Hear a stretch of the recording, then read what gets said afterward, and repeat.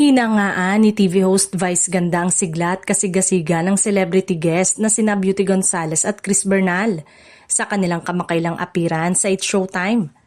Ayon kay Vice, talagang itinodo ng dalawang aktres ang kanilang energy at promotion na naiiba sa ibang celebrity guest.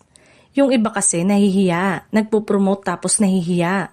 Ano kaya yun? Maraming pumupunta dito. Ang aarte pa, ani Vice Ganda, na halatang natuwa sa effort ng dalawa. Dagdag pa niya, nakaka-inspire ang pagiging masigla ng mga guest na tulad nila sa kapwa audience at host.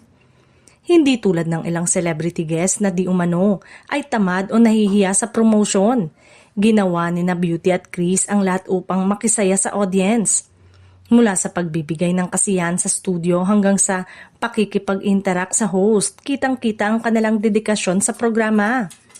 Ayon sa ilang staff ng show, napakahalaga ng energy ng celebrity guest upang maging mas masaya at engaging ang programa, kaya naman labis na pinuri ni Vice ang dalawang aktres sa kanilang effort at pagiging handa sa anumang segment.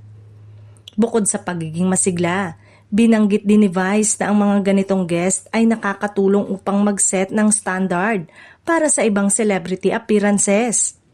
Pinapakita nito na ang aktibong pakikilahok sa promotion at pakikipag-interact ay hindi lang nakakatuwa sa audience kundi nakaka-engganyo rin ng buong show. Sa huli, ang pagiging bukas at energetic ni na Beauty Gonzales at Chris Bernal ay nagbigay ng positibong halimbawa sa iba pang celebrity guest at nagpatunay na kahit simpleng appearance sa show, pwede itong maging memorable at masaya para sa lahat.